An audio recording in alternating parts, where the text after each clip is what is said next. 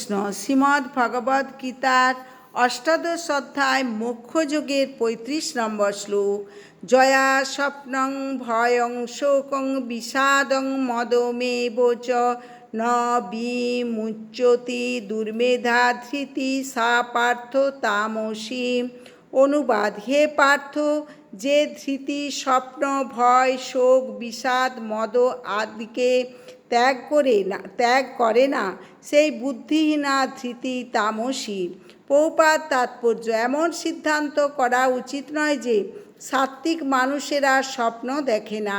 এখানে স্বপ্ন বলতে বোঝাচ্ছে অত্যধিক নিদ্রা। সত্ত্ব, রজ বা তম যে গুণই হোক না কেন, স্বপ্ন সর্বদাই থাকে। স্বপ্ন দেখাটা স্বাভাবিক ব্যাপার। কিন্তু যারা বেশি না ঘুমিয়ে পারে না, যারা জড়জগৎকে ভোগ করার গর্বে গর্বিত না হয়ে পারে না, যারা জড়জগতে কর্তৃত্ব করার স্বপ্ন দেখছে এবং যাদের প্রাণ, মন, ইন্দ্রিয় আদি সেভাবেই নিযুক্ত, তারা তমগুণের ধৃতি দ্বারা আচ্ছন্ন বলে বিবেচিত হয়ে থাকে।